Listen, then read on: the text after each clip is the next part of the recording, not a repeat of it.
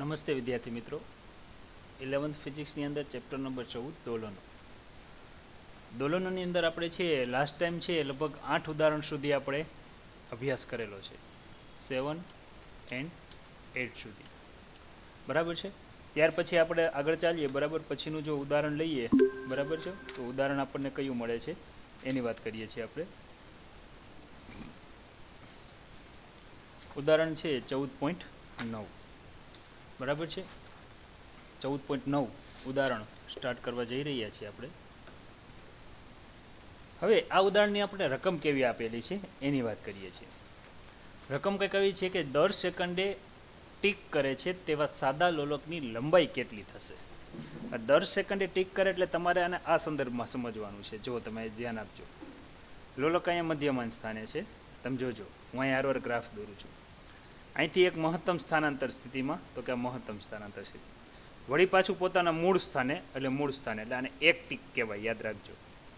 વળી વિરુદ્ધ દિશામાં મહત્તમ સ્થાનાંતર, તો કે મહત્તમ સ્થાનાંતર, અને વળી પાછું પોતાના મૂળ સ્થાને, એટલે બીજું ટીક કહેવાય, બરાબર. આ રીતે એનો અર્થ એવો થયો કે પોતાનું એક ભ્રમણ પૂરું કરવા માટે ટોટલ 2 ટીક મળે છે, આ એક અને આ બીજી. એનો અર્થ એવો થયો કે ટોટલ આપણને છે એક દોલન પૂર્ણ કરવા માટે ટોટલ 2 વાર ટીક સંભળાશે, એટલે એનો અર્થ એવો થયો કે એનો આવર્તકાળ છે એ 2 સેકન્ડ થશે. જોઈએ, દર સેકન્ડે ટીક કરે છે એટલે કે સેકન્ડ લોલક છે. આ કયું થયું? સેકન્ડ લોલક. તેથી એનો આવર્તકાળ કેટલો થયો? 2 સેકન્ડ. સાદા લોલકનો આવર્તકાળનું સૂત્ર આપણને ખબર છે, T બરાબર 2π√L/g. જો હું બંને બાજુ વર્ગ લઈ લઉં તો T² બરાબર 4π²L/g થાય. હવે મને શું શોધવાનું કીધું છે? લોલકની લંબાઈ. જો હું અહીં લોલકની લંબાઈને ટાર્ગેટ કરું તો મને સૂત્ર મળશે L બરાબર T, આ G અહીંયા જશે, એટલે છે T² × G/4π². T એટલે આવર્તકાળ છે, જે ઓલરેડી મારે 2 સેકન્ડ મૂકવાનો છે. જીની કિંમત મારે મૂકવાની છે 9.8 મૂકવાની છે, અને મને ખબર છે પાઈની કિંમત અહીંયા આવે છે 3.14. આ બધી જ હું કિંમત મૂકું તો મને લોલકની લંબાઈ કંઈક આટલા મીટર મળે છે, યાદ રાખીએ. 0.9939, બરાબર છે, મીટર છે. કંઈક મને આટલી છે એ શું મળે છે? તો કે લોલકની લંબાઈ. અંદાજિત નિયર અબાઉટ તમે આને છે 1 મીટર કહી શકો, ખાસ યાદ રાખીએ, બરાબર. તો આ એક સ્ક્રીનશોટ લઈ લ્યો. વિદ્યાર્થી મિત્રો છે 9 સુધી આપણે આની અંદર દાખલા ગણીએ છીએ. 10મો દાખલો છે એ આપણે ગણતા નથી. શું કામ નથી ગણતા? તો કે કારણ કે એની અંદર જે બી અને સી વિભાગ આપેલો છે એ e⁻⁴ ફોર્મમાં છે, એટલે આપણે એને અત્યારે ધ્યાનમાં લેતા નથી, બરાબર છે. તમને છે અવમંદિત દોલનના આવર્તકાળનું સૂત્ર કરાવ્યું હતું એના ઉપરથી છે, એટલે અહીંયા આપણે છે આપણા જે ઉદાહરણ છે એ અહીંયા પૂરા કરીએ છીએ. હવે આપણે છે જે ચાલુ કરવાનું છે એ સ્વાધ્યાયનો દાખલો ચાલુ કરવાનો છે. તો લઈએ, સ્વાધ્યાયના દાખલા સ્ટાર્ટ કરીએ છીએ, બરાબર છે. જોડાયેલા જ રહેજો બધા.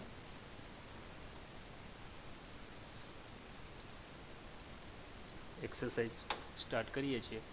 તમને સૂત્ર પણ મોકલેલા છે વોટ્સએપ ગ્રુપની અંદર. બધાએ છે સૂત્ર પણ છે સારી રીતે કરતા હશો તૈયાર. સૂત્ર આવડશે તો આવડશે. 14.1 શું કહે છે જોઈએ કે એક તરવૈયો, આપણે છે આવર્તકાળની નાતે બધી વ્યાખ્યા તમને આવડે છે, એના ઉપરથી જ આપણે આગળ વધીએ છીએ. કે એક તરવૈયો નદીના એક કિનારેથી બીજા કિનારે અને ત્યાંથી પરતની સંપૂર્ણ સફર પૂર્ણ કરે છે. તો આપણને એવું કીધું છે કે શું તે આવર્ત ગતિ હશે કે નહીં હોય. હવે તમે જોઈ શકો છો કે આ નદી છે, એક વ્યક્તિ આ બાજુ જાય છે, ત્યાંથી પરત ફરે છે. તમને ખબર છે મધ્યમાન સ્થાનની આસપાસ ગતિ કરે છે, પણ જેટલો સમય જતા થયો છે ચોક્કસ એટલો સમય આવતા થયો હશે નહીં. એનો અર્થ એવો થયો કે અહીંયા છે આ ગતિને તમે આવત ગતિ નહીં કહી શકો, કારણ કે આવત ગતિની વ્યાખ્યા એવું કહે છે કે કોઈ પણ સ્થાન પર નિશ્ચિત દિશામાં, નિશ્ચિત સ્થાન પર નિશ્ચિત સમયમાં પોતાની ગતિનું પુનરાવર્તન કરતો હોય તો આવી ગતિને આવર્ત ગતિ કહે છે. એટલે કે આ ગતિ આગળ પાછળની છે, પણ નિશ્ચિત સમયગાળો હોતો નથી, આવર્તકાળ નિશ્ચિત હોતો નથી. એક મુક્ત રીતે લટકાવેલ ગજિયા ચુંબક તેની NS દિશામાંથી સ્થાનાંતર કરીને મુક્ત કરવામાં આવે તો આને કહી શકો. તમને ખબર છે કે જ્યારે ચુંબકીય સોય છે, બરાબર, આને કોઈ એક આધાર ઉપર લટકાવેલી છે, N અને S. જ્યારે આને વિચલિત કરશો તો જેટલી આ બાજુ જશે એટલી જ આ બાજુ જશે, વળી પાછી એનાથી પ્રક્રિયા ઊંધી થશે. એટલે અહીંયા છે સતત એક પ્રકારની છે મધ્યમન સ્થાનની આસપાસ ગતિ ચાલુ જ રહેશે તો આ ગતિને છે આવત ગતિ કહેવાય. તમને ખબર છે, તમે કોઈ એક સળિયાને છે અથવા કોઈ એક બોલપેન લ્યો અને દોરીથી બાંધીને ટીંગાડી દો, પછી જરીક વિચલન કરીને મૂકી દો એટલે ગોળ ગોળ ફેર્યા જ રાખશે. તો આ ઉપરથી કહી શકાય કે આ જે ગતિ છે એ ગતિ આવર્ત ગતિ છે. ત્યાર પછી તેના દ્રવ્યમાન કેન્દ્રને અનુલક્ષીને ચાક ગતિ કરતો હાઇડ્રોજનનો પરમાણુ. બરાબર છે. હવે દ્રવ્યમાન કેન્દ્રને અનુલક્ષીને હાઇડ્રોજન પરમાણુની જે મુવમેન્ટ છે, બરાબર, એ વાત કરેલી છે. તો કે આ ગતિ છે એ આવત ગતિ છે, કારણ કે પરમાણુ છે દ્રવ્યમાન કેન્દ્રને અનુલક્ષીને વર્તુળ માર્ગે સતત ભ્રમણ કરે છે. છેલ્લું, ધનુષમાંથી છૂટેલું તીર. એ તો વન ડાયરેક્શનમાં જ આગળ વધે, એ કંઈ પાછું આવવાનું છે નહીં. તો આને સુરેખ ગતિ કહેવાય અને આવર્ત ગતિ કહેવાય નહીં. બરાબર. તો અહીંયા આવત ગતિ કઈ કઈ થશે? સરળ આવત ગતિ તો કે બી અને સી, આ બે પ્રકારની થશે. ત્યાર પછી વાત કરીએ 14.2. નીચેનામાંથી કયા ઉદાહરણો એ લગભગ સરળ આવર્ત ગતિ દર્શાવે છે? તો પહેલા સરળ આવર્ત ગતિની વ્યાખ્યા તમને આવડવી જોઈએ. સ્થાનાંતરના સમપ્રમાણમાં અને વિરુદ્ધ દિશામાં બળ લાગવું જોઈએ. અને કયા જે આવર્ત દર્શાવે છે પરંતુ સરળ આવર્ત ગતિ દર્શાવતા નથી. ચાલો આની વાત કરીએ છીએ. પૃથ્વીની ધરીને અનુલક્ષીને ગતિ. યાદ રાખજો, પૃથ્વી છે એ સૂર્યની આજુબાજુ ભ્રમણ કરે છે, બરાબર. એક જ માર્ગ ઉપર, વર્તુળ માર્ગ ઉપર ભ્રમણ કરે છે ચોક્કસ સમયમાં, બરાબર. અહીંયા છે કોઈ પ્રકારનું બળ નથી લાગતું. સૂર્ય તરફથી જેટલું બળ લગાડે પૃથ્વી એના તરફથી બળ લગાડે, એટલે અહીંયા બીજું કોઈ પુનઃસ્થાપક બળ લાગતું નથી. એટલે આ ગતિને તમે આવર્ત ગતિ કહી શકો પણ સરળ આવર્ત ગતિ કહી શકો નહીં. આવર્ત ગતિ છે પણ સરળ આવર્ત ગતિ નથી. યુટ્યુબમાં દોલિત પારાના સ્તંભની ગતિ. હવે યુટ્યુબ એટલે શું? તો કે યુટ્યુબ એટલે આપણે તરત જ મગજમાં આવે સાહેબ યુટ્યુબ એટલે ઓલું યુટ્યુબ ને એટલે જો યુટ્યુબ એટલે અવિટ્યુબ. હવે ધારી લ્યો કે આમાં છે પ્રવાહી ભરેલું છે, બરાબર. આ બધું પ્રવાહી છે. હવે તમે જોઈ શકો છો આ જે બધું જ પ્રવાહી છે, તમે અહીંથી પ્રેશર આપશો એટલે અહીંથી જેટલું પ્રવાહી નીચે ઉતરશે એટલું જ ઉપર ચડશે. વળી પ્રેશર લઈ લેશો તો આ પ્રવાહી પાછું નીચે ઉતરશે, વળી પ્રેશર આપશો તો ઉપર. એટલે કે કોઈ મધ્યમાન સ્થાનની આસપાસ ઉપર નીચે ગતિ થાય છે. તો આ ગતિ છે એ સ આ ગ એટલે સરળ આવર્ત ગતિ પ્રકારની થશે. સમજતા જાજો. એક બોલ બેરિંગને લીસી વક્ર વાટકીના અંદરના નિમ્ન સ્થાનેથી છે થોડાક ઉપરના બિંદુ પરથી છોડી દેવામાં આવે. હવે આના માટે શું કરવાનું? તમારી ઘરે એક લખોટી હશે, બરાબર. તો ઘરે છે એવો એક વાટકો લઈ લેવાનો. લખોટી સ્થિર હોય ત્યારે મધ્યમાન સ્થાને પડેલી હોય. પણ તમારે એને ઉપરથી મૂકશો ને એટલે શું કરશે? અહીંથી આમ ગતિ કરશે, ત્યાંથી વળી પછી આ બાજુ ગતિ કરશે, વળી આ બાજુ ગતિ કરશે. તો તમે જોઈ શકો છો મધ્યમાન સ્થાનની આસપાસ ગતિ થાય છે પુનઃસ્થાપક બળની અસર હેઠળ. તો આવી જે ગતિ છે ને આવી ગતિને કહેવાય છે સરળ આવર્ત ગતિ. છેલ્લે તેની સંતુલન સ્થિતિને અનુલક્ષીને બહુપરિમાણીય અણુના સામાન્ય કંપનો. હવે અણુના જે સામાન્ય કંપનો છે, બરાબર, એ મધ્યમાન સ્થાનથી ઉપર નીચે વાઇબ્રેટ થતા હોય છે.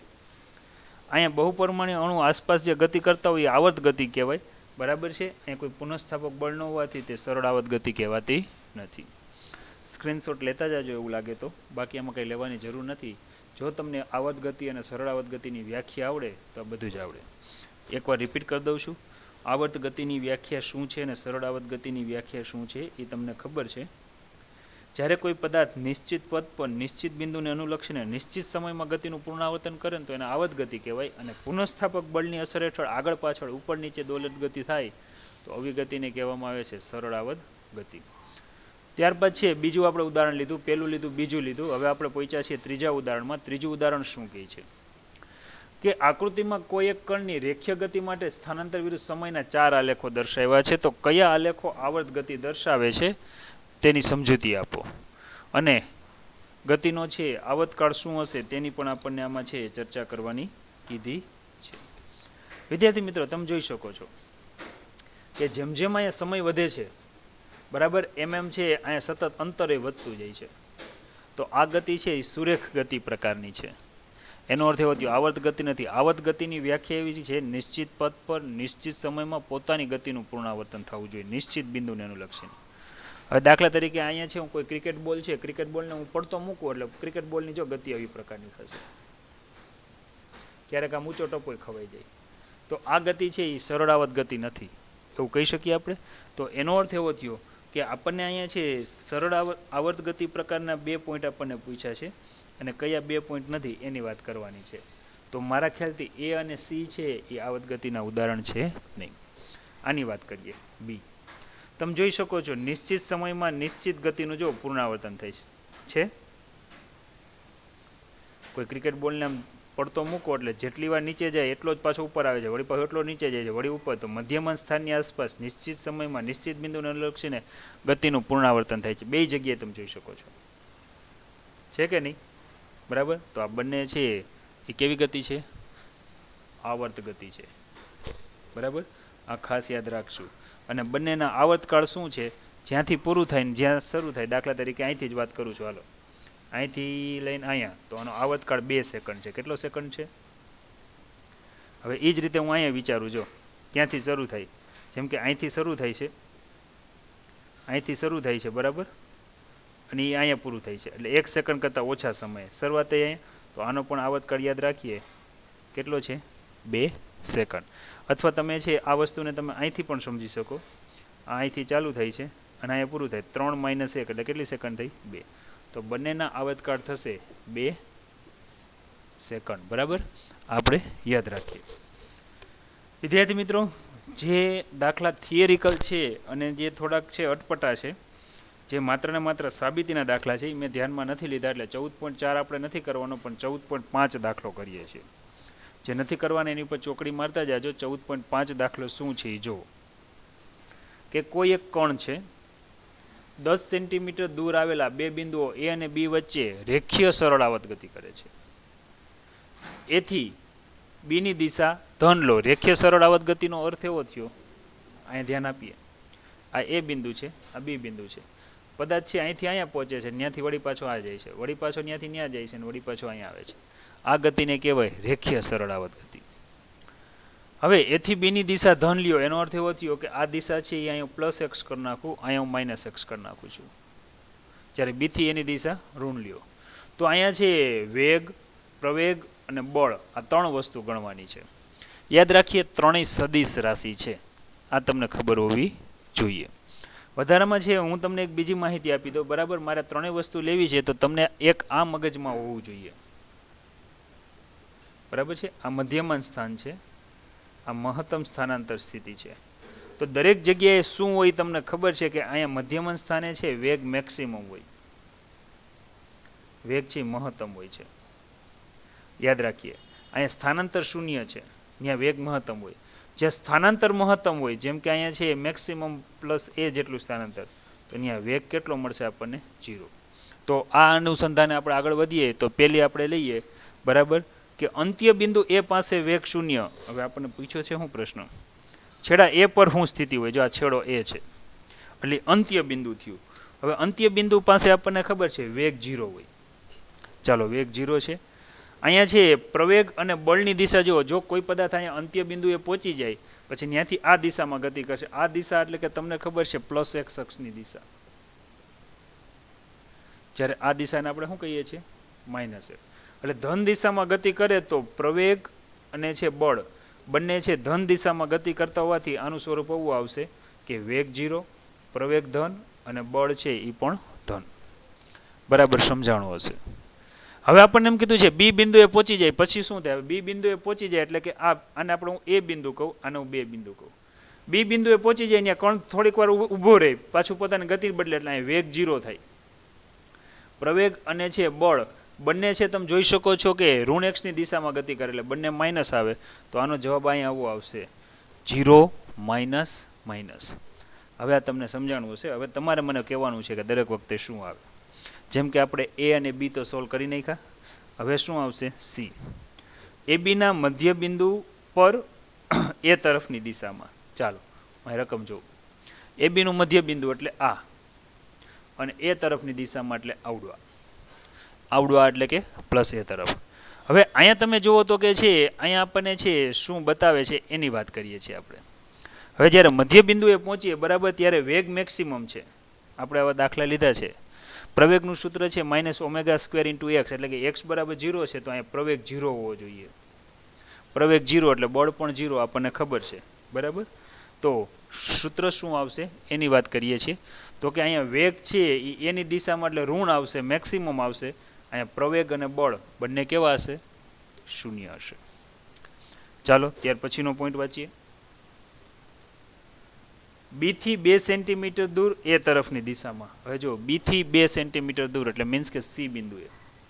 હવે સી બિંદુ એ છે આ બાજુ ગતિ કરવાની છે, બરાબર. એટલે અહીંયા આપણે છે ત્રણેય પોઈન્ટ આપણને કેવા મળે છે એની વાત કરીએ છીએ, બરાબર. અત્યારે આપણે ડી ની વાત કરીએ છીએ, બરાબર. જો તમે અહીંયા સી બિંદુ ઉપર કોઈ કણ હોય ને આ બાજુ ગતિ કરતો હોય તો ત્યાંનો વેગય 0 નથી, પ્રવેગય 0 નથી, બળય 0 નથી, પણ બધાની દિશા ઋણ એક્સ અક્ષની દિશામાં છે. એને આપણે ઋણ એક્સ અક્ષ કીધું છે. એટલે બધા જ કેવા આવશે, આપણે છે લેવું પડશે માઇનસ, માઇનસ અને માઇનસ આવશે. ત્યાર પછી આપણે લઈએ તો કે આપણને શું કીધું છે, બરાબર. આની ઉપર આપણે આગળ વધીએ છીએ. એ થી 3 સેન્ટીમીટર દૂર બી તરફ જતા. હવે આ રકમ જ તમે જોઈ લ્યો, બરાબર છે. એ થી 3 સેન્ટીમીટર દૂર બી તરફ જોતા. હાલો એ થી 3 સેન્ટીમીટર બી તરફ મારે જવું છે, એટલે મીન્સ કે આ બિંદુએ વાત કરી છે. હવે મારે દિશામાં બી તરફ જવું છે, બી ધન એક્સની દિશા છે, તો તમને ખબર છે કે મારે અહીંયા શું લખવું પડે, બરાબર. અત્યારે આપણે વાત ઈની કરીએ છીએ, તો ઈની વાત કરશું તો અહીંયા ત્રણેય વસ્તુ છે, વેગય છે, પ્રવેગય છે અને બળય છે. બધા ધન એક્સ દિશામાં ગતિ કરે છે, એટલે બધાનો જવાબ આવો આવવો જોઈએ કે વેગ, પ્રવેગ અને બળ બધા જ ધન હશે. પછી છેલ્લે આપણને પૂછ્યું છે કે બી થી 4 સેન્ટીમીટર દૂર એ તરફ જોતા. જોવો જી, બી થી 4 સેન્ટીમીટર એ બિંદુ પાસે વાત કરી છે. જવાનું છે ક્યાં? એ તરફ. એ તરફ એટલે કઈ દિશા થાય? ઋણ એક્સ અક્ષની દિશા. એનો અર્થ એવો થયો મધ્યમાન સ્થાન નથી તો ત્યાં બધી જ વસ્તુ હશે. ત્યાં છે વેગય હશે, પ્રવેગય હશે અને બળય હશે, પણ ઋણ એક્સની દિશામાં હોવાથી ત્રણેય વસ્તુ આપણને છે માઇનસ મળવી જોઈએ. જોવો જવાબ અહીંયા છે ત્રણેય વસ્તુ આપણને પ્લસ મળી, આ જ રીતે ત્રણેય વસ્તુ આપણને કેવી મળે છે? માઇનસ. તો આ એક વન ટાઈપ ઓફ કોયડો છે, બરાબર, જે સરળતાથી આપણે છે લખી શકીએ છીએ. તમારે છે આ જવાબ સાથે લખવું પડે કે વેગ, ઋણ હશે, પ્રવેગ અને બળ છે એ ત્યાં કેવા હશે એની વાત આપણને કીધી છે. આપણે છે નિશાનીથી બતાવવાનું છે. ત્યારબાદ વિદ્યાર્થી મિત્રો આપણે છે 14 પોઈન્ટ અત્યારે છે 5 લીધો. હવે લઈએ 14.6. આ દાખલો પણ મજા આવ્યો છે, સમજવા જેવો છે. કણનો પ્રવેગ એ સ્થાનાંતર x વચ્ચેનો સંબંધ નીચેનામાંથી કઈ સરળાવત ગતિ દર્શાવે છે? હવે જો સરળાવત ગતિનું તમારે સૂત્ર પહેલા લેવું પડે. સરળાવત ગતિ બે પ્રકારે હોય છે, તમને ખબર છે. એક તો સ્થાનાંતરના સમપ્રમાણમાં હોય છે અને નિયત બિંદુ તરફ એની દિશા હોય છે. આથી પ્રવેગનું સૂત્ર આ બનવું જોઈએ, -ω² × x. ચાલો હવે તમારે છે આ સૂત્ર છે અહીંયા આપણને પહેલું પોઈન્ટ આપ્યો છે a બરાબર 0.7x. શું આ 0.7x છે એ આની સાથે બંધ બેસે છે? તો તમે જુઓ, જો બંધ બેસતું હોય તો સાચું, નકર ખોટું. તમે જોઈ શકો છો કે આ સૂત્રમાં અહીંયા માઇનસ આવે છે, જ્યારે અહીંયા a બરાબર 0.7x માં માઇનસ આવતું નથી. એટલે આ સૂત્ર છે એ બંધ બેસતું નથી, બરાબર. આથી કહી શકાય કે સરળાવત ગતિ નથી. ચાલો બીજું જોઈએ, બરાબર. મારે અહીં લખી જ નાખું બાજુમાં, એટલે આપણને છે ડાયરેક્ટ ખબર પડે. ω² x પ્રકારનું હોવું જોઈએ. અહીંયા તમે જુઓ તો કે અહીંયા x² છે અને અહીંયા x છે, એનો અર્થ એવો થયો કે આ પણ બંધ બેસતું નથી. અહીં વર્ણનમાં તમે લખી શકો આ પણ સરળાવત ગતિ દર્શાવતું નથી. જ્યારે જો અહીંયા આપણે પ્રવેગનું સૂત્ર મૂકીએ તો અહીં માઇનસ આવવું જોઈએ, અહીંયા ω² આવવું જોઈએ ને x આવવું જોઈએ, તો કે આવે છે. ω² બરાબર 10 છે, x બરાબર x છે, માઇનસ બરાબર, એટલે આ જે છે વિકલ્પ સી એ સરળ આવર્ત ગતિ દર્શાવે છે. જ્યારે અહીંયા વળી પાછું હું ઇક્વેશન મૂકું તો -ω² × x, પણ અહીંયા x ની જગ્યાએ x³ છે, એટલે એનો અર્થ એવો થયો આ પણ સ-આ-ગ, એટલે સરળ આવર્ત ગતિ સિમ્પલ હાર્મોનિક મોશન બતાવતું નથી. તો માત્ર સાચો વિકલ્પ સી થશે, બરાબર. જ્યારે અહીંયા છે સી છે સાચો વિકલ્પ છે, આ બંને વિકલ્પ કેવા છે? ખોટા. સ્ક્રીનશોટ લેવા હોય તો લઈ શકો છો, જરૂર નથી. તમને છે PDF પણ મોકલવામાં આવશે જ, બરાબર છે. 14.8 વિદ્યાર્થી મિત્રો 14.7 માંથી પણ ચોકડી મારજો, એ પણ આપણે નથી ગણતા, બરાબર છે. 14.8 લઈએ કે સ્પ્રિંગ બેલેન્સમાં જે સ્કેલ છે તેમાં 0 થી 50 કિલોગ્રામ 0 થી 50 કિલોગ્રામ સુધીનો છે. સ્કેલની લંબાઈ 20 સેન્ટીમીટર છે. લંબાઈ એટલે વધારો 20 સેન્ટીમીટર. 20 સેન્ટીમીટરને લખી 20 × 10⁻² મીટર. આ કાંટા પર લટકાવવામાં આવેલ એક પદાર્થને સ્થાનાંતર કરી મુક્ત કરવામાં આવે છે. સમયગાળો આપ્યો છે 0.6 સેકન્ડ. માં આવતકાળ સાથે દોલિત થઈ છે, તો પદાર્થનું વજન કેટલું હશે? બરાબર છે. હવે તમારે છે પદાર્થનું વજન ગણવાનું છે, પણ ક્યારે તો કે છે 0.6 સેકન્ડ માટે છે એની ગણતરી આખી કરવાની થશે. હવે આપણે છે જો 0.6 સેકન્ડ માટે એની ગણતરી કરવી હોય તો મારે તો પહેલાં શું કરવું પડે કે સ્પ્રિંગના છેડે લટકાવેલ ટોટલ વજન ગણવું પડે. બરાબર, એટલે કે એમ ગણવું પડે. તો અહીંયા આપણે છે ગણતરી સાથે આગળ વધીએ. બરાબર, તો અહીં લખીએ કે સ્પ્રિંગના છેડે લટકાવેલ પદાર્થનું વજન, સ્પ્રિંગના છેડે લટકાવેલ પદાર્થનું વજન. વજન બળ છે ને એફ વડે દર્શાવવું તો એનું સૂત્ર આપણને ખબર છે, શું થશે? mg. હવે આપણને અહીંયા 50 આપ્યું છે, જી એટલે આપણે 9.8 લઈએ. કેલ્સી હાથમાં રાખો, ગણતરી જોતા જાઓ, સાચું હોય એ પ્રમાણે આગળ વધીએ. તો આ બેનો ગુણાકાર લગભગ એટલો થવો જોઈએ, 490 ન્યૂટન. હંમેશા આવા જવાબ આવે ત્યારે એને એકમ સાથે લખો અને છે બોક્સ બનાવવાની ટેવ રાખો. હવે મારે અહીંયા છે પહેલાં બળ અચળાંક ગોતી લેવો પડે, કારણ કે મારે છે આવતકાળ ઉપરથી આગળ વધવું છે. બરાબર, 6 સેકન્ડ એનું વજન જાણવું છે. તો મારે અહીં શું કરવું પડશે? તો કે પહેલાં છે હું અહીં સ્પ્રિંગનો બળ અચળાંક ગોતી લઉં.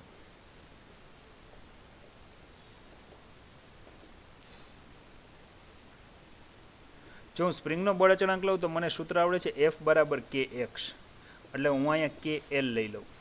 જો હું કેને સૂત્રનો કરતા બનાવું તો F/L થશે. બરાબર, માઇનસ નિશાની હું ધ્યાનમાં લેતો નથી, માઇનસથી દિશા દર્શાવે છે. તો કે બરાબર એફ. એફ એટલે મને જે કેટલું મળ્યું છે તો તમને ખબર છે 490 મળેલું છે. એલ એટલે લંબાઈ. લંબાઈ કેટલી છે તો કે 2 × 10⁻2 છે. બરાબર, અહીંયા હું લખું સમીકરણ નંબર 1 પરથી 10⁻2 છે, એટલે તમને ખબર છે 0.02 થાય. 20 હતું એટલે 0.2 થાય. 20 × 10⁻2 આવી કંઈક લંબાઈ છે. જો ગણતરી કરશો તો કેની વેલ્યુ તમને લગભગ છે કંઈક આવી મળવી જોઈએ. એકમ શું થાય તો કે ન્યૂટન પર મીટર. આ જે છે સ્પ્રિંગનો બળ અચળાંક મળ્યો, આ થયું સમીકરણ નંબર 2. હવે મારે છે વજન ગણવું છે. તમને ખબર છે વજન ગણવું હોય તો મારે પહેલાં 6 સેકન્ડે દળ ગણવું પડે. તો હું અહીં લખું 0.6 સેકન્ડે પદાર્થનું દળ. તો મારે t બરાબર 2π √m/k ઇક્વેશન મૂકવું પડે. જો હું વર્ગ લઉં તો t² બરાબર અહીંયા આવશે 4π², અહીંયા આવશે m/k. એમને હું સૂત્રનો કરતા બનાવું તો અહીંયા આવશે t² × k છેદમાં અહીંયા આવશે 4π², આવું કંઈક સૂત્ર આવશે.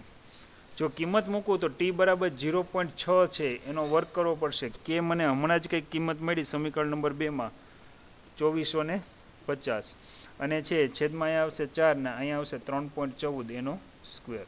અહીં હું લખું સમીકરણ નંબર 2 પરથી કેની કિંમત મૂકી છે. ચાલો, તમારે મને દળ ગણીને કહેવાનું છે. જો તમે મને દળ ગણીને કહો, સાદુરૂપ આપો, બરાબર, તો લગભગ આ સાદુરૂપ આવવું જોઈએ, કંઈક આટલું આવવું જોઈએ. ગણતરી તમે જ્યારે હોમવર્ક કરો ત્યારે કરજો. બરાબર, આને હું નંબર આપી દઉં તમે સમીકરણ નંબર 3. 6 સેકન્ડે મારે પદાર્થનું વજન જાણવું છે. જો વજન જાણવું, બરાબર, તો હવે લખો અહીંયા જો પદાર્થનું વજન જાણવું તો વજનને છે હું mg સાઇન વડે દર્શાવું. બરાબર, તો અહીંયા છે એક કામ કરું, એમની જગ્યાએ હું m' લઈ લઉં છું. શું કામ m' લીધું એ તમને આખો આઈડિયા આવી ગયો હશે. બરાબર, તો અહીંયા છે m' લઈ લઉં, કારણ કે અગાઉ મેં mg લીધેલું છે. તો અહીંયા કેટલું મૂકવું પડશે? 22.36. બરાબર, દળ મળ્યું છે. અને જી કેટલું મળ્યું છે? જી આપણને મળ્યું છે 9.8. જો અહીંયા હું ગણતરી કરું તો મને વજન લગભગ કેટલું મળશે? કંઈક કેટલું મળવું જોઈએ. બેનો ગુણાકાર કરો જી, 219.1 ન્યૂટન કંઈક મળવું જોઈએ. આ રીતે આપણને આની કિંમત મળે છે. આમ છે અહીંયા તમે જુઓ તો કે આ રીતે છે આખી ગણતરી થઈ શકે. બરાબર છે. દાખલો રિપીટ કરીએ છીએ. સ્પ્રિંગ બેલેન્સમાં જે સ્કેલ છે એમાં 0 થી 50 કિલોગ્રામ સુધીનો છે. ટોટલ દળ સ્પ્રિંગ બેલેન્સનું દળ 50 કિલોગ્રામ. 20 સેન્ટીમીટરની લંબાઈએ છે 6 સેકન્ડે કોઈ એક દળ પદાર્થ આવર્ત ગતિ કરે છે. તો 6 સેકન્ડ માટે અહીંયા છે પદાર્થનું જ્યારે હોય ત્યારનું વજન કેટલું હોય. હવે આની કેપેસિટી કેટલી છે એ તમે જોઈ શકો. આખા વજન કાંટાની કેપેસિટી તમને 50 કિલોગ્રામ આપી છે. તો એના ઉપરથી આપણે શું લીધું તો કે ટોટલ કેટલું બળ સહન કરી શકે તો કે 490નું. આ ઉપરથી છે જો આટલું બળ સહન કરી શકે તો આનો સ્પ્રિંગનો બળ અચળાંક કેટલો હોય તો બળ અચળાંક 2450 મળ્યો આપણને. હવે આપણે શું કર્યું હતું કે 6 સેકન્ડે આપણે એનું દળ જાણવું છે. યાદ રાખો, ઓલું સ્પ્રિંગ બેલેન્સનું દળ હતું, અહીંયા પદાર્થનું દળ છે. બરાબર. અને છે એ ગણતરી કરીએ તો એ દળ આપણને એમડેસ બરાબર 22.36 સમથિંગ મળે છે. અને જો એનું વજન ગણું બરાબર, તો વજન મને મળે છે 219.1 ન્યૂટન સમથિંગ મળે છે, જે ફાઇનલ આપણો જવાબ છે. એક બધાને વિનંતી એ કહી છે કે તમે સ્ક્રીનશોટ લેતા જાજો. 1 નંબર, 2 નંબર અને 3 નંબર. આ પ્રમાણે તમે જ્યારે ગણતરી કરશો તો તમને આ ગણતરી સહેલી લાગશે ચોપડી મુજબ કરતાં. બરાબર, કારણ કે અહીંયા સાદુરૂપ તમને થોડુંક ટીપમાં આપેલું છે. 14.9 જોઈએ શું કહે છે. 14.9 કે આકૃતિમાં દર્શાવ્યા મુજબ 1200 ન્યૂટન પ્રતિ મીટરનો સ્પ્રિંગ બળ અચળાંક, એટલે કેની કિંમત આપી છે 1200 ન્યૂટન પ્રતિ મીટર. ફિઝિક્સના દાખલા ગણવાનો એક મેઇન પોઈન્ટ એ છે કે તમને જ્યારે રકમ ગણો ને ત્યારે એ ડેટા હારે લખતા જાઓ. ડેટા ઉપરથી તમને એ સીધો અંદાજ આવી જાય કે તમારામાં કયું સૂત્ર મૂકવું. એક સ્પ્રિંગને સમક્ષિતિ ટેબલ ઉપર મૂકેલો છે, આકૃતિમાં તમે જોઈ શકો છો. આનું દળ આપણને ખ્યાલ આવે છે. બરાબર, આનો બળ અચળાંક પણ આપણને કેટલો છે એ પણ ખબર છે. હવે આ છેડા ઉપર 3 કિલોગ્રામનો પદાર્થ લટકાવવામાં આવે છે, એટલે m બરાબર 3 કિલોગ્રામ.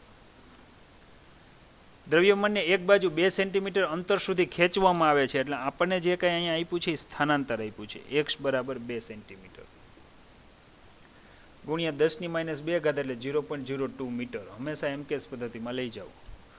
પછી એને મુક્ત કરવામાં આવે છે. તો પહેલાં તો ગણવાની છે આવૃત્તિ, એટલે કે f.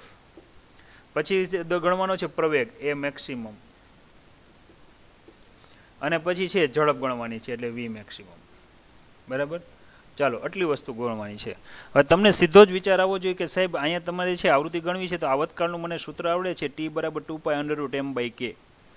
એના ઉપરથી આવતકાળ ઉપરથી આપણે આવૃત્તિ મેળવી લઈએ. જેવી આપણી આગળ આવૃત્તિ આવી જશે એટલે આપણે પ્રવેગ મેળવી શકશું કોણીય આવૃત્તિના સૂત્ર ઉપરથી.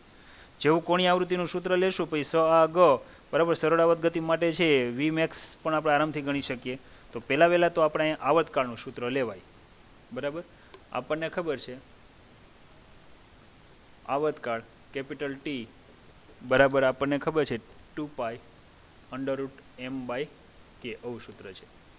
વી know that t is equal to 1/f. તો અહીંયા આવશે 1/f બરાબર આવશે 2π√m/k. બરાબર છે. આખું જો તમે ઉલટાવી નાખો તો અહીંયા આવશે f બરાબર 1/2π અંડર શું આવી જાય k/m આવી જાય. હવે તમને ખબર છે કે જો મેં આ કિંમત લીધી છે તો હવે મારે હવે સાદુરૂપ પણ આપી દેવાય. 2 ગુણ્યા 3.14 વર્ગમૂળમાં મને કેની કિંમત મૂકવાની છે. કેની કિંમત મને અહીં લગભગ કેટલી આપેલી છે 1200 આપેલી છે. બરાબર, આ 1200 છે. m બરાબર 3 છે. હવે તમને ખબર છે 4 તેરી 12, 400નું વર્ગમૂળ 20 થાય. બરાબર, 20/2/3.14 કરો એટલે આવૃત્તિ, જેને તમે ન્યૂ સાઇન વડે પણ દર્શાવી શકો, યાદ રાખીએ, જે લગભગ તમને છે 3.2 સેકન્ડ ઇનવર્સ અથવા તો હર્ટ્ઝ આવો એકમ લખી શકો. આને કહી દો ઇક્વેશન નંબર 1. આ તમને શું મળ્યું તો કે આવતકાળ ઉપરથી મેં અહીંયા આવૃત્તિ લીધી. હવે મારે પ્રવેગ લેવું છે. સ્ક્રીનશોટ લઈ લ્યો. બરાબર છે. તો પ્રવેગ પહેલાં પ્રવેગ લઈ લો તો ω²x એવું કંઈક સૂત્ર આપણને ખબર છે, આવડે છે આપણને. અથવા તો જો તમને એમ થાય કે સાહેબ મારે સીધી અહીંયા જો કોણીય આવૃત્તિ લેવી હોય તો પણ તમે લઈ શકો છો. બરાબર, સરળાવત ગતિ કરતો હોય ત્યારે પદાર્થનો છે પ્રવેગ લઈએ, પ્રવેગનું સૂત્ર. તો બીજા કન્ડિશનમાં પ્રવેગ એ બરાબર આપણને આવું સૂત્ર આવડે છે ω²x. નાવ આપણને ખબર છે ઓમેગા બરાબર શું થાય તો કે √k/m થાય. તો ω² બરાબર શું થાય ખાલી k/m થાય. મૂકો કિંમત સીધી તો અહીંયા આવશે a બરાબર -k/m × x. તો a બરાબર અહીંયા આવશે -k. k એટલે આપણે શું મૂકવાનું તો કે ખબર છે 1200. m એટલે શું મૂકવાનું તો કે 3. હવે અહીંયા સ્થાનાંતર મૂકવું છે. સ્થાનાંતર છે એ આપણને ખબર છે 0.02 મીટર છે. સ્થાનાંતર આપણી આગળ છે 0.02 મીટર. બરાબર, ચાલો ગણતરી કરો. જેવી આની ગણતરી કરશો બરાબર તો આનો પ્રવેગનું વેલ્યુ શું આવી જોઈએ તમને આઈડિયા છે, લગભગ -8 મીટર/સેકન્ડ². પણ જ્યારે મૂલ્ય લેવાનું હોય ત્યારે તમે દિશા ધ્યાનમાં ન લ્યો તો પણ ચાલે, ખાલી લખી શકાય 8 મીટર/સેકન્ડ². આને કહી દો સમીકરણ નંબર 2. રકમમાં આપણે 3 વસ્તુ શોધવાની કીધી હતી. કઈ કઈ વસ્તુ હતી? તો કે એક તો આવૃત્તિ હતી અને બીજી પ્રવેગ હતો. ત્રીજું આપણને છે ઝડપ શોધવાની કીધી છે. તો આપણે ઝડપ પણ મેળવી લઈએ. પહેલા આનો સ્ક્રીનશોટ લઈ લ્યો. તો હવે ઝડપ શું થાય? ઝડપ એટલે વેગ. વેગનું સૂત્ર તમને આવડે જ છે. v બરાબર આપણને ખબર છે ઝડપ એટલે થાય a ઇન્ટુ ઓમેગા થાય. આવું સૂત્ર છે. એ એટલે મહત્તમ સ્થાનાંતર યાદ રાખીએ કે જેને આપણે x કહીએ છીએ, જે 0.02 છે મહત્તમ સ્થાનાંતર સ્થિતિમાં. અને છે ઓમેગા બરાબર, તો હમણાં જ મેં સૂત્ર લખ્યું √k/ શું આવશે m. તો વળી જો હું અહીંયા વેગનું સૂત્ર લઉં બરાબર, તો એ એટલે આપણે કેટલું લખવાનું થશે? તો કે 0.02 બરાબર છે √ અહીંયા શું લખવાનું રહે પહેલાં? k/m. તો v બરાબર છે અહીંયા આવશે 0.02 √ તમને ખબર છે શું આવે? 1200/3. આનું સાદુરૂપ આપી દો. 1200/3 એટલે 400. 400 નું વર્ગમૂળ 20. 20 ગુણ્યા 0.02. એનો અર્થ એવો થયો કે 0.4 આવવું જોઈએ. ચાલો સ્ક્રીનશોટ લઈ લો. 3 માર્કના દરેક દાખલા છે.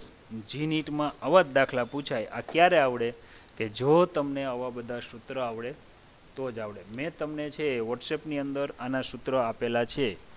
જેટલા દાખલામાં જરૂરી હોય એની એક નોટ બનાવો. નોટની અંદર છે તમે લખીને પાકા કરો તો તમને આ સરળતાથી આવડશે. ચાલો પહેલી સ્લાઇડ, બીજી, ત્રીજી સ્લાઇડ અને ચોથી સ્લાઇડ. સ્ક્રીનશોટ લેતા જાજો. બરાબર છે. ચાલો 14.10 વિદ્યાર્થી મિત્રો, 14.10 દાખલો આપણે ગણવો છે, પણ આપણે મદદ કોની લેવી પડશે? યાદ રાખીએ 14.9ની જ લેવી પડશે. કારણ કે આપણને એમ કીધું છે કે ચાલો જ્યારે સ્પ્રિંગ ખેંચાયેલી ન હોય 14.9 ઉપરથી જ ગણવાનું છે, ત્યારે x બરાબર 0 સ્થાનાંતર લઈએ. તો ડાબીથી જમણી તરફની દિશાને જો ધન એક્સની દિશા અને છે લઈએ તો આ આનું છે દ્રવ્યમાન આપણે સ્ટોપ વોચ શરૂ કરીએ ત્યારે t બરાબર 0 ક્ષણે હોય તો મધ્યમાન સ્થાને, મહત્તમ ખેંચાયેલ સ્થિતિ સ્થાને, મહત્તમ સંકોચન સ્થિતિ સ્થાને આનો છે સમય અને સ્થાનાંતરના વિધેય તરીકે લઈને સરળાવત ગતિ માટે આવૃત્તિ, કંપ વિસ્તાર એટલે શું થાય? કેપિટલ A, પ્રારંભિક કળા એટલે થાય 5. આ બધા કરતાં એકબીજાથી કેવી રીતે અલગ પડે છે આ બધું છે વાત કરવાની છે આપણે. હવે 3 સિચ્યુએશન આપેલી છે. જો હું આને x બરાબર 0 કહું, બરાબર છે, અને છે આપણે x બરાબર 0 કહીએ છીએ.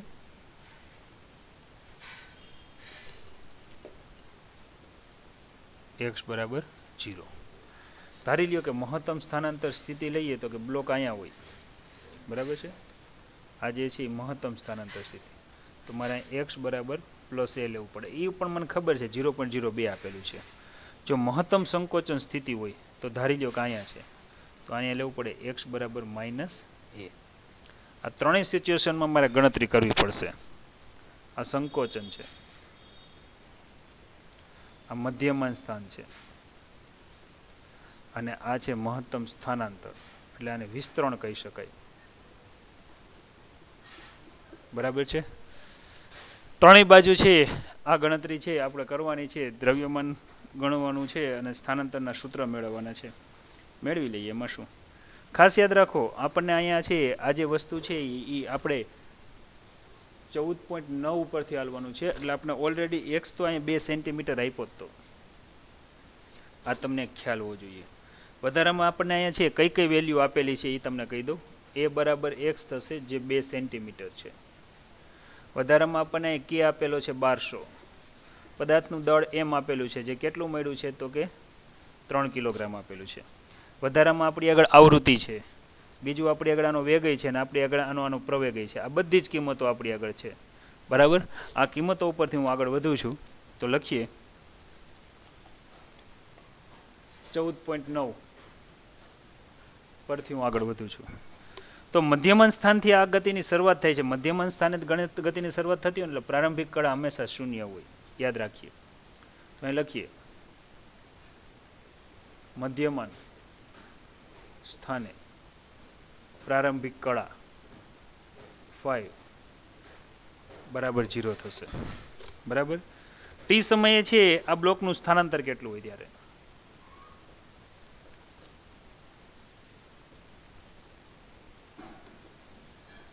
સ્થાનાંતર તો શુદ્ધ સૂત્ર મૂકવાનું. ટી સમયે બ્લોકનું સ્થાનાંતરનું સૂત્ર એ સાઇન ઓમેગા ટી પ્લસ 5. ચાલો આ ઉપરથી આપણે આમાં કિંમત મૂકતા જઈએ તો આપણને ખબર છે કે જ્યાં એ દેખાય ત્યાં 2 સેન્ટીમીટર મૂકવાનું છે. બરાબર. હું અત્યારે માપ સેન્ટીમીટરમાં જ રાખું છું. આ 2 સેન્ટીમીટર છે. અહીંયા છે સાઇનના સાઇન વિધેય રહેશે. ઓમેગા એટલે આપણને 20 મળ્યું છે અંડરરૂટ કે બાય એમ પ્રમાણે. અહીંયા ટી આવશે અને પ્રારંભિક કળ આપણને 0 મળી છે. બરાબર. આ બધી જ કિંમત હું અહીં ફરી પછી રિપીટ કરી નાખું. એ બરાબર 2 સેન્ટીમીટર, ઓમેગા બરાબર અંડરરૂટ કે બાય એમ, એ ઉપરથી આપણને 20 રેડિયન પ્રતિ સેકન્ડ મળે છે. અને છે પ્રારંભિક કળા 5 એટલે કેટલી મળે છે? 0 મળે છે. તો આખું સૂત્ર કંઈક આવું મળશે. 2 sin 20 t આવા પ્રકારનું મળે. બરાબર છે. હવે આ સમીકરણ હું કહી દઉં 1. ચાલો હવે જુદા જુદા સ્વરૂપ લઈએ. જો અત્યારે મેં મધ્યમાન સ્થાનો લીધું. હવે ખેંચાયેલ હોય ત્યારની વાત કરું છું. હવે જ્યારે ખેંચાયેલ હોય ત્યારની વાત કરીએ. બરાબર. તો ત્યારની વાત પ્રમાણે છે આપણે આગળ વધીએ સ્વરૂપ પ્રમાણે. બીજી સિચ્યુએશન મહત્તમ ખેંચાયેલ સ્થિતિમાં. મહત્તમ ખેંચાયેલ સ્થિતિ. તમને એ આઈડિયા આવી જવો જોઈએ. મહત્તમ ખેંચાયેલ સ્થિતિમાં કળા હંમેશા કેટલી હોય? π/2 હોય. જો આ રીતે આ 0 છે. આ મહત્તમ ખેંચાયેલ સ્થિતિમાં આ જે વેલ્યુ છે એ π/2 હોય. કેટલી હોય છે? π/2. વળી પાછું મધ્યમાન સ્થાને આવે એટલે પાઈ. વિરુદ્ધ દિશામાં એટલે સંકોચન સ્થિતિમાં આ સ્થિતિ યાદ રાખવાનું છે તમારે 3π/2 હોય છે. આ જે છે એ ખેંચાયેલ કળા છે અને આ જે સિચ્યુએશન છે એ સંકોચનની છે. વળી પાછું કેવું થઈ જાય? 0. તો જો અહીંયા છે પ્રારંભિક કળા આ પ્રમાણે હોય તો હવે સ્થાનાંતરનું ઇક્વેશન લઈએ તો વધારે ખ્યાલ આવે. તો લઈએ સ્થાનાંતર.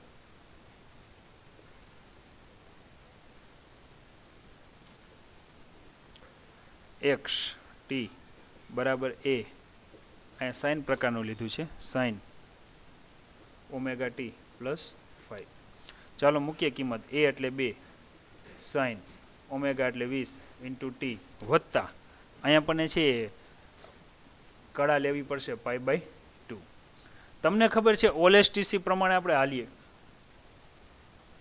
આ 0 છે, આ π/2 છે. π/2 પ્લસ એટલે આ બીજું ચરણ છે. બીજા ચરણની અંદર સાઇન વિધેય ધન હોય.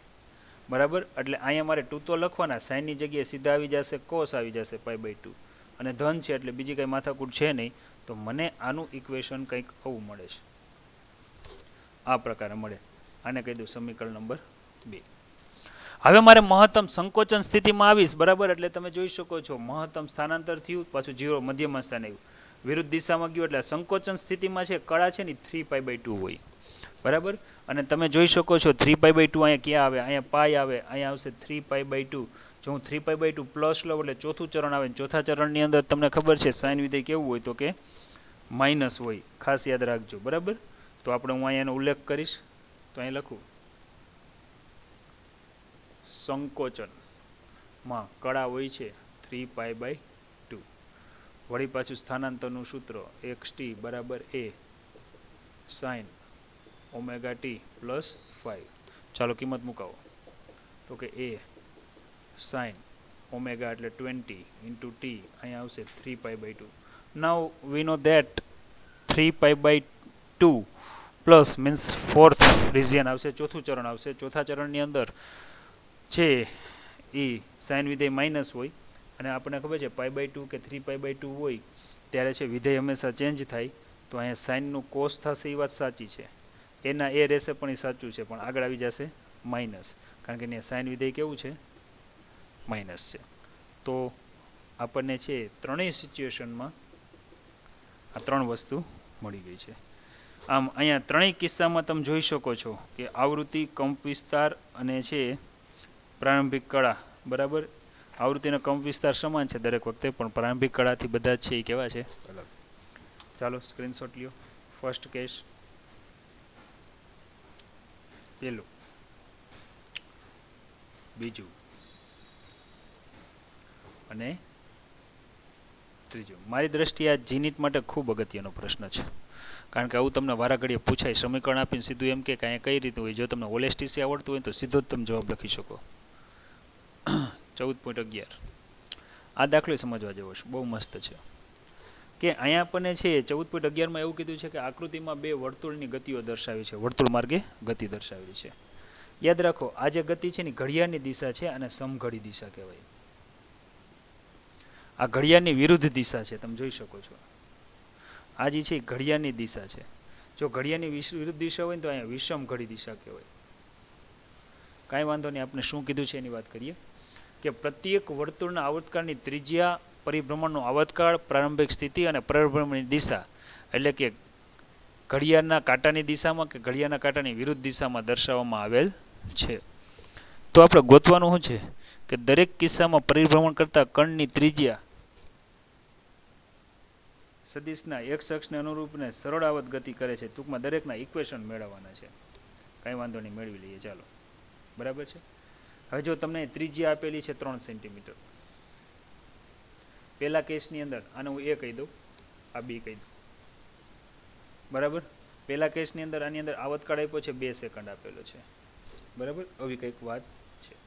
એનો અર્થ એવો થયો કે આ જે છે ને એનો કંપ વિસ્તાર થયો. ત્રિજ્યા as a amplitude capital A સમઘડી દિશામાં ભ્રમણ કરે છે. તો દરેક સિચ્યુએશને આપણને શું કીધું છે કે ટી બરાબર 0 સમયે છે એનું સમીકરણ કેવું હશે ને એની આપણે વાત કરવાની છે. હવે પી સ્થાનને અનુલક્ષીને વાત કરવાની છે. રકમ થોડી કાંઈ અધૂરી છે. બરાબર, નીચે લખેલું છે, તમે ટેક્સ્ટ બુક ખોલી રાખજો.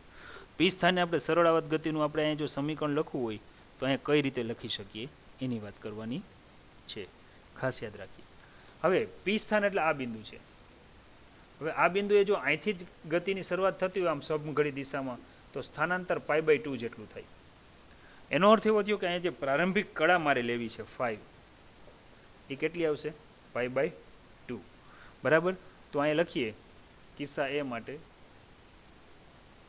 સમઘડી દિશામાં t બરાબર 0 સમયે કોણ પીનું જો હું સ્થાન દર્શાવું તો કંઈક આવા સૂત્ર વડે દર્શાવાય.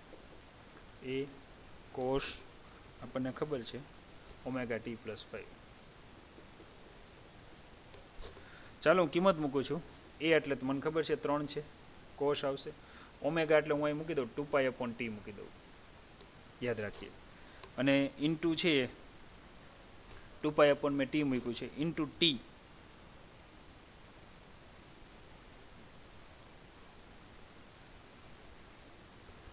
એમનું રાખીએ, વત્તા π/2 એટલે છે અહીંયા મૂકી દઈએ આપણે 5 એટલે શું આવશે? પ્રારંભિક કળા π/2. હવે તમે જુઓ આનું વિસ્તરણ કઈ રીતે થાય. આનું વિસ્તરણ કંઈક આવી રીતે થશે. 3 cos 2 કેન્સલ થઈ જાય તો અહીંયા આવશે π × t વત્તા π/2. હમણાં જ તમને સમજાયું ઓલેસ્ટીસીનો જો આપણે નિયમ લઈએ, બરાબર, તો ઓલેસ્ટીસીનો નિયમ એવું કહે છે આ 0 છે, π/2 છે, આ π છે, ઓલ એસ ટી અને સી. π/2 એટલે આ બીજું ચરણ છે. બીજા ચરણમાં સાઇન વિધેય ધન હોય, પણ અહીંયા તો આપણે કોસ વિધેય આપ્યું છે એટલે કોસનું થશે સાઇન, પણ આગળ કોસ વિધેય ઋણ હોવાના કારણે માઇનસ આવી જશે. Sine π × t. આખું માપ સેન્ટીમીટરમાં છે એટલે આવું આપણને છે ઇક્વેશન મળે. આ સમીકરણ નંબર 1. હવે આ જ ઉપરથી તમારે બીજું તમને જો હોમવર્કમાં ગણવા આપું તો પણ આવડવું જોઈએ, કારણ કે બીજામાં શું કીધું છે જો કઈ દિશામાં ગતિ છે, તો કે અહીંયા છે જે કંઈ ગતિ છે એ વિષમ ઘડી દિશામાં છે. હવે આનો આવતકાળ તમે જોઈ શકો છો, અહીંયા 4 સેકન્ડનો છે. બરાબર. અને બિંદુ અત્યારે અહીંયા છે. અહીંથી જો આખે આખું આ તમે આ લ્યો, બરાબર, તો અહીંયા કળા તમને છે ને પાઈ જેટલી મળે. કેટલી મળે? પાઈ જેટલી. અને યાદ રાખો આનો આવતકાળ એ બરાબર છે એ 2 મીટર છે. જો અહીંયા લઈએ બીજા કેસ માટે, ધેન આ લઈએ બી વિષમ ઘડી. એ બરાબર કેટલું છે? તો કે 2 મીટર છે. ટી બરાબર કેટલું છે? 4 સેકન્ડ છે. ઓમેગા બરાબર સૂત્ર શું થાય? 2π/t. આવું થાય. બરાબર છે. જો 2π/t થાય હું કિંમત મૂકું તો કે અહીંયા 2π t એટલે 4, એનો અર્થ એવો થયો π/2 થાય, યાદ રાખીએ. આનું જો હું સમીકરણ લઉં બરાબર, તો સમીકરણ આવું છે xt બરાબર, તમને ખબર છે મારે શું મૂકવાનું છે, a cos ωt પ્લસ 5. યાદ રાખીએ અહીંયા આપણને જે કળા મળે છે એ પણ કેટલી મળે છે, પાઈ જેટલી મળે છે, બરાબર ને. અહીંથી આ જે કળા મળે છે એ પણ કેટલી છે, પાઈ જેટલી છે. ચાલો મૂકો કિંમત, તો અહીંયા આવશે 2, અહીંયા આવશે કોસ ઓમેગાની કિંમત મળી π/2 ઇન્ટુ ટી પ્લસ 5 બરાબર કેટલું આવે, પાઈ. એનો અર્થ એવો થયો પાઈ પ્લસ મારે હાલવાનું છે. જો હું અહીંયા છે આ સૂત્ર પ્રમાણે પાઈ પ્લસ હાલું બરાબર, તો પાઈ પ્લસ એટલે તમને ખબર છે ત્રીજું ચરણ, ત્રીજા ચરણમાં ટેન એક જ ધન હોય, બાકી બધા ઋણ હોય, પણ વિધેય ચેન્જ થાય નહીં. તો જો હું અહીંયા આખી કિંમત લખું તો અહીંયા મને કિંમત કંઈક આવી મળશે, 2 આગળ આવશે, માઇનસ આગળ આવી જશે, કોસના કોસ આગળ આવી જશે, અને ઓમેગા ટીની કિંમત આવી કંઈક થશે ઇન સેકન્ડ, સોરી સેન્ટીમીટર. દાખલો પૂરો. હવે 6 મહિનાથી આપણે છે ફિઝિક્સ ભણીએ છીએ, થોડીક વિદ્યાર્થી મિત્રો સમજવાની અને લખવાની સ્પીડ વધારવાની થાય, બરાબર, કારણ કે આપણો અન્ડરસ્ટેન્ડિંગ પાવર પણ વધવો જોઈએ. ચાલો પહેલી સ્લાઇડ, બીજી સ્લાઇડ અને ત્રીજી સ્લાઇડ. બંને કેસમાં યાદ રાખવાનું, આ બિંદુ અત્યારે અહીંયા હતું એટલે મેં π/2 લીધું, અત્યારે અહીંયા છે એટલે મેં અહીંયા લીધું પાઈ. બાકી બધી વસ્તુ તમને એકસરખી જોવા મળશે. આપણે છેલ્લે જે દાખલો ગણ્યો એ 11મો ગણ્યો, 12મો નથી ગણવાનો, એટલે 12મા ઉપર ચોકડી મારજો. જે નથી ગણવાના ને એ બધા મગજના દહીં કરે એવા છે, લાંબા લાંબા છે એવા જ, પણ આપણે મોટા ભાગે છે આ કન્ડિશનને લઈને આગળ વધીએ છીએ.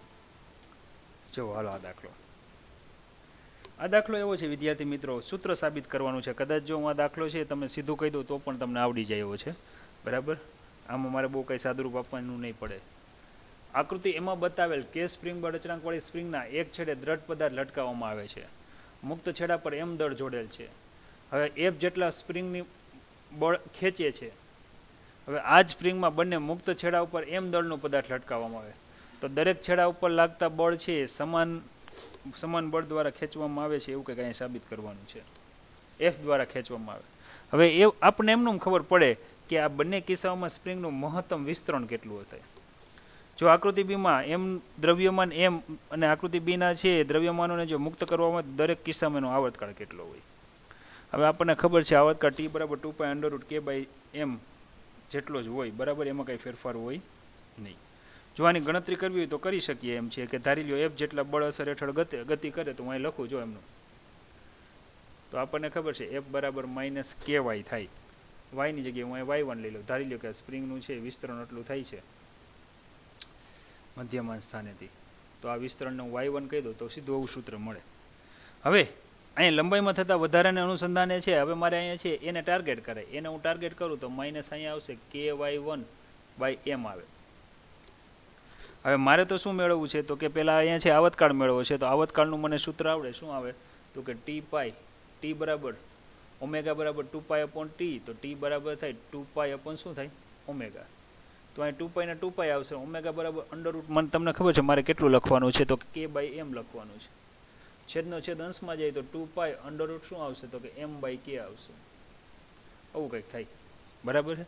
તો આ મુજબ છે હું ગણતરી કરીને સીધું સાદુરૂપ આપી શકું. જો અહીં મેં ડાયરેક્ટ લીધેલું છે કે ધારો કે બળ Fને લીધે m દળમાં પ્રવેગ a જેટલો ઉત્પન્ન થાય છે અને લંબાઈમાં થતો વધારો y1 છે, તો બીજા નિયમ પ્રમાણે ઉત્પન્ન થતો પ્રવેગનું સૂત્ર થાય F બરાબર ma અને પુનઃસ્થાપક બળનું સૂત્ર થાય F બરાબર -ky1.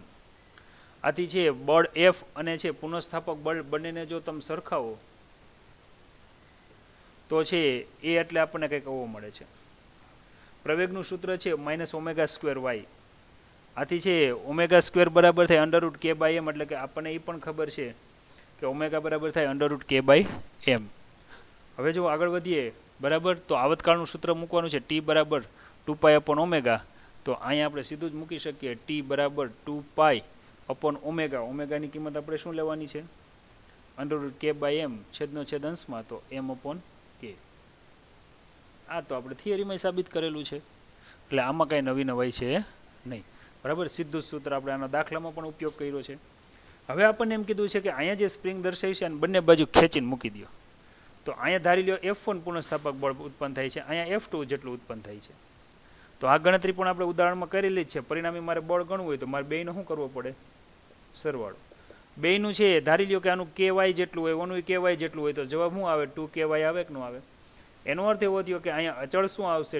2K આવશે. હવે અંડરરૂટ જ્યારે હું છે આવતકાળનું સૂત્રમાં જ્યારે હું આ કિંમત મૂકતો હોઉં, ક્યાંય ગયું અહીંયા, ત્યારે મારે 2K લેવું પડે કે ન લેવું પડે? બરાબર. જો હું 2K લઈ લઉં તો અહીંયા જબદો જવાબ શું આવી જાય? 2K. જવો ગણતરી હાલો. હવે આકૃતિમાં ધારી લ્યો કે બંને બાજુ સ્થાનાંતર થાય છે અને y ડેશ જેટલું સ્થાનાંતર થતું હોય, પરિણામી સ્થાનાંતરને જો હું આ રીતે બતાવું તો સીધી જ કિંમત મૂકવાની. F બરાબર -KY ડેશ -KY ડેશ બરાબર -2KY ડેશ. બરાબર. તો આપણને છે અચળાંક શું મળ્યો અહીંયા? K ડેશ બરાબર 2K મળ્યો. મૂકો સીધો આવતકાળના સૂત્રમાં, આવી કઈ લાંબી લચપ નહીં કરવાની. બરાબર. સીધું કિંમત મૂકો તો જે અહીંયા છે T બરાબર 2π under root K dash by M. તો T બરાબર 2π K ડેશની જગ્યાએ શું મૂકી દેવાનું? 2K. જો સીધો જ આ જવાબ આવી જાય. T બરાબર સોરી મારે દાખલા અંડરરૂટ M બાય K છે ને, ભૂલ છે મારી. T બરાબર 2π અંડરરૂટ M બાય K, આવું ઇક્વેશન છે. તમે ડાયરેક્ટ પણ ઇક્વેશન મૂકી શકો. આ સીધું એટલે જ હું અમુક આવા દાખલા છે એ એકને એક વસ્તુ છે, બરાબર, પણ આપણને છે એ ગોટે ચડાવે. એટલે અહીંયા છે K ડેશની કિંમત શું આવશે? 2K. આ તમને એક ઉદાહરણમાં પણ કરાવી દીધું છે, પણ આ તો એના જેવો છે એટલે બેઠે બેઠો આપણે ગણી લઈએ છીએ. રિપીટ કરીએ છીએ. શરૂઆત અહીંથી થશે. આપણને એમ કીધું છે આના આવતકાળનું સૂત્ર શું થાય? તો સીધું જ મૂકી દેવાય. T બરાબર 2π અંડરરૂટ M બાય K. આ યાદ રાખજો હવે ખાસ.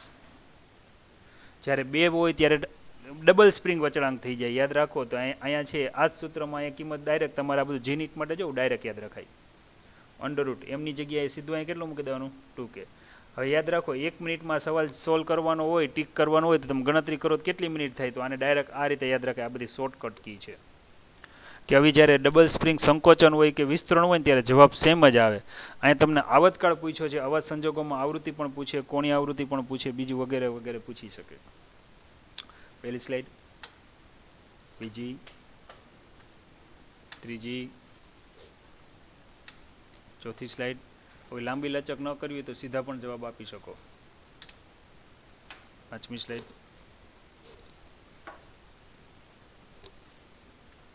ચાલો 14.4. પણ વિદ્યાર્થી મિત્રો આ દાખલો છે હવે આપણે નેક્સ્ટ ટાઈમ ગણશું, ટાઈમ થઈ ગયો છે.